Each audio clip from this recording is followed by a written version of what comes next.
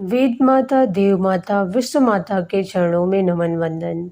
आज हम लोग गायत्री द्वारा भौतिक सफलताएं नामक साहित्य से गायत्री माँ की दिव्य अनुभूतियों के बारे में सुनते हैं उनके भक्तों द्वारा। उपाध्याय नाथूलाल बाबूलाल औदिच्य सांगवाड़ा से लिखते हैं, माता की अशेष करुणा से मैं 15 वर्ष की उम्र से ही 3 माला प्रतिदिन गायत्री महामंत्र का जप करने लगा था। कुछ दिनों के उपरांत मैं अखंड ज्योति का ग्राहक बना और गायत्री महाविज्ञान तीनों भाग पढ़कर अपना आध्यात्मिक गुरु भी एक प्रकट गुप्त महापुरुष को चुन लिया। जप की संख्या बढ़ाकर 1000 कर दी। माता की अपार दया से मैं जहाँ भी जिस काम में जाता हूँ वह किसी भांति पूरा हो ही जाता है। कभी लगता है यह काम होना तो मुश्किल है, पर ज्यों ही उस काम में लगता हूँ वह काम अपनी कठिनाई त्याग कर सरल होने लगता है। मेरी पत्नी का स्वास्थ्य बहुत दिनों से खराब था। कभी रोगों से छुट्टी नहीं मिलती थी। एक न एक रोग सदा उसे घेरे ही रहते। सारी चिकित्साएं उसके रोग को दूर करने में असफल सिद्ध हुई। आध्यात्मिक गुरु वरण करने के बाद उपासना करते हुए इसके सारे रोग क्रमशः कैसे दूर हो गए यह पता भी नहीं चला। मेरा अपना मकान नहीं था। माता की कृपा से एक व्यक्ति ने अपना 2000 रुपये का मकान मुझे 500 रुपये में ही दे दिया। उस समय मेरे पास एक भी रुपया नहीं था। एक व्यक्ति ने मांगते ही कर्ज दे दिया और मैंने मकान खरीद लिया। कुछ दिनों में वे कर्ज के रुपए भी चुक गए। हम लोग परिवार में 4 व्यक्ति हैं, पत्नी, एक पुत्र, एक पुत्री और स्वयं मैं। हमारी जीविका का कोई ठोस आधार नहीं है, फिर भी हम सभी सदा सुखपूर्वक पूरा भोजन पाते रहते हैं। हमारे जीवन की इन सुखद स्थितियों का एकमात्र कारण माता का ही वात्सल्य है, क्योंकि हम अपने जीवन में केवल अपने पुरुषार्थ से चलने वालों को अनेकों को भूखे मरते, विभिन्न दुख और अभाव भोगते हुए प्रतिदिन देखते ही रहते हैं।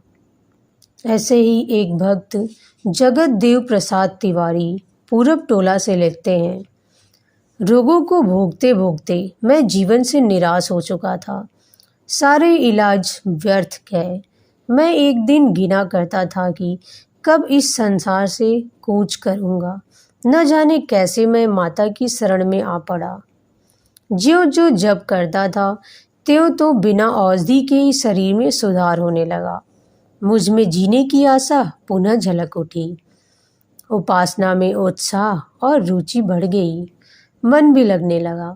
आश्चर्य, ये वर्षों के रोग जो दवाइयों से जरा भी टस से मस नहीं हो रहे थे, दिवसों में उठ खड़े हुए।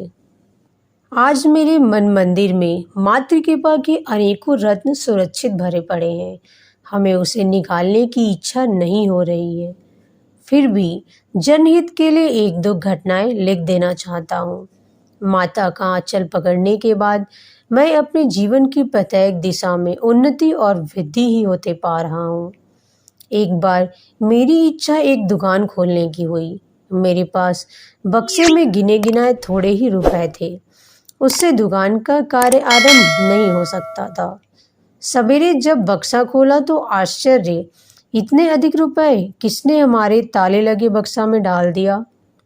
आप सोच सकते हैं कि माता की कृपा का यह स्थूल प्रत्यक्ष कर कोई उपासक कितना उल्लास और उत्साह से भर उठेगा।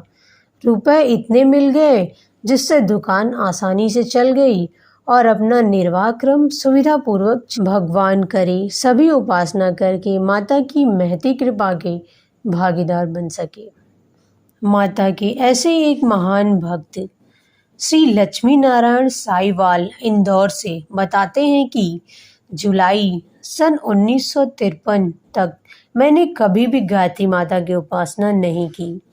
मुझे भी सुरेंद्र नाथ तिवारी सदैव ही माता की उपासना करने हेतु बारंबार कहा करते थे, परंतु उस समय मैं उनकी इस पूजा पाठ की बातों पर विशेष ध्यान नहीं देता था।